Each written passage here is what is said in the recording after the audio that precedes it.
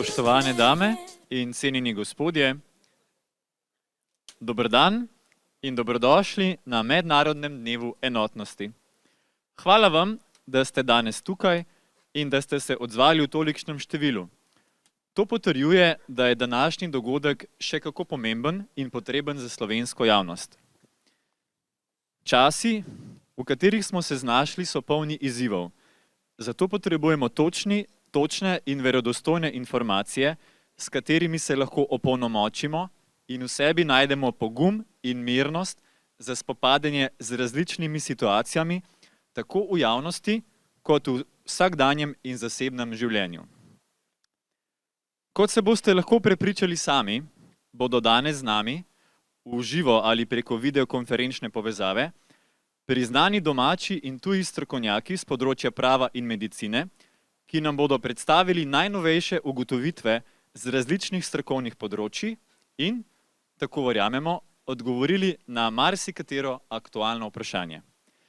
Zato brez nadaljnega na oder vabim organizatorko današnjega dogodka Mednarodnega dneva enotnosti, Tjašo Vuzem. Aplavz, prosim!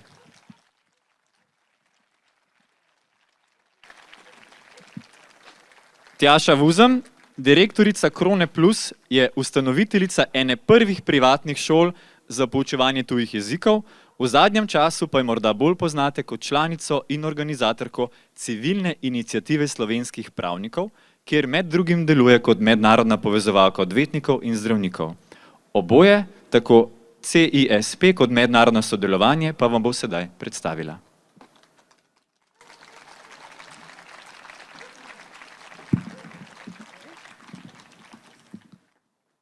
Sem bolj mala.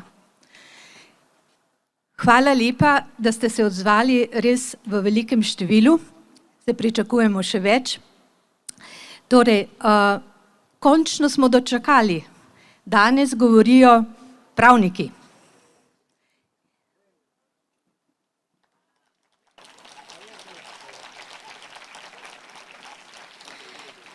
Seveda bodo spregovorili tudi zdravniki, kot je povedal Klemen, naši in tuji.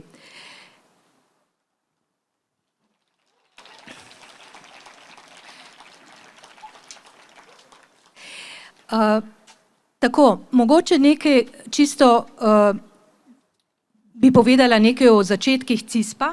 CISP je nekako začel kot skupina delovati v pomladanskih mesecih, vendar je predtem sodelovali oziroma so bili aktivni odvetniki posamično, zraven smo sodelovali z različnimi ljudmi in pisali različne tožbe, kazenske ovadbe in tudi ustavne presoje.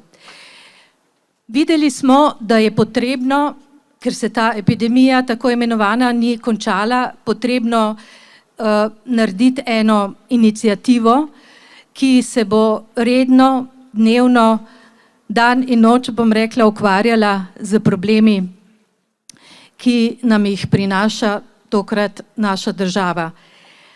Morda bi povedala tudi to, da se je že v začetku leta začelo sodelovanje z moje strani z mednarodnimi skupinami odvetnikov, pravnikov, tudi sodniki so v njih. Predvsem se to nekako nanaša na germansko področje, to so Avstrijci, so Nemci, so Italijani, no, to je romansko, Luksemburg, Švica, pa zadnje čase se vključujejo tudi iz vsega sveta. Nastaja ena močna skupina, o kateri bo pa kasneje več povedala dr. Margaret Kris-Brisson. Mednarodno sodelovanje poteka tako, da smo v različnih ali telegram skupinah ali Zoom konferencah, ki potekajo redno, tedensko, enkrat, včasih tudi večkrat. Izmenjavamo si informacije, izmenjavamo si študije, pomagamo si in iščemo poti, kako bi na pravni način poskušali dokazati to, kar vsi vemo. Jaz bi povedala nekaj o delovanju samega CISP-a. Kdo, kaj smo mi? Smo neodvisni odvetniki, pravniki in tudi drugi strokovnjaki, ki smo začeli sodelovati z namenom, da bi zaščitili svobodo, demokracijo in pravno državo in naše državljane, ki iščejo pravno zaščito zaradi številnih nesorazmernih državnih ukrepov, sprejetih na podlagi te tako imenovane epidemije COVID-19. Zastopamo človekove pravice do osebne svobode, pravice do gibanja, pravice do zbiranja, pravice do zaposlitve, pravice do izobraževanja in samoodločbe in pravice do odločanja o svojem telesu. Te pravice nam oblast iz dneva v dan omejuje.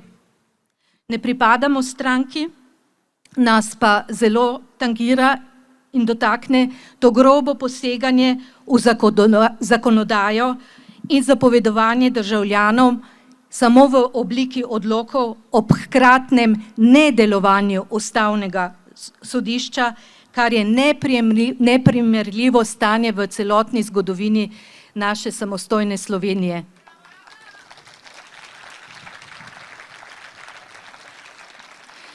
Mi smo zavezani vrednotam ustavnopravnega sistema Slovenije in njenim državljanom. Kot taki seveda dajemo prednost varovanju zdravja v naši družbi, vendar ostro nasprotujemo temu, da se javno zdravje zlorablja kot izgovor za vedno bolj neprimerne in grobe posege v naše temeljne pravice in svoboščine.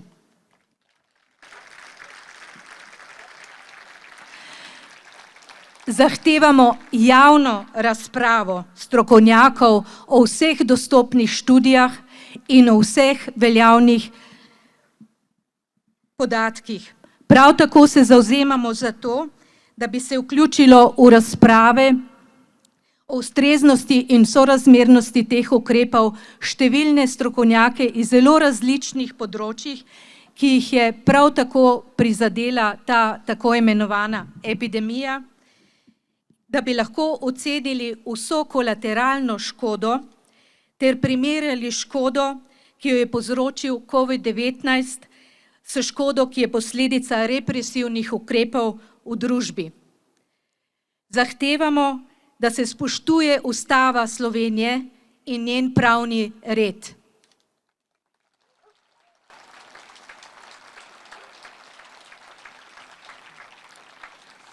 V tem smislu delujemo in bomo nadaljevali, kljub temu, da, kot vidite, ustavno sodišča močijo ali se ne poslužujejo ustreznih in primernih dokazov oziroma jih zavrnejo.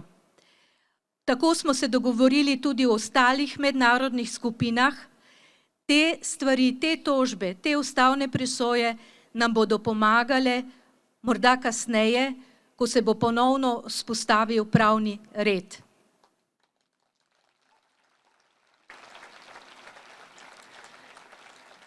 Pozvala bi vas, da se priključite kot ljudje, ker odvetniki in zdravniki, ki se zdaj izpostavljajo, vas potrebujemo. Potrebujemo vašo zaščito, da se bomo lahko še bolj izpostavili.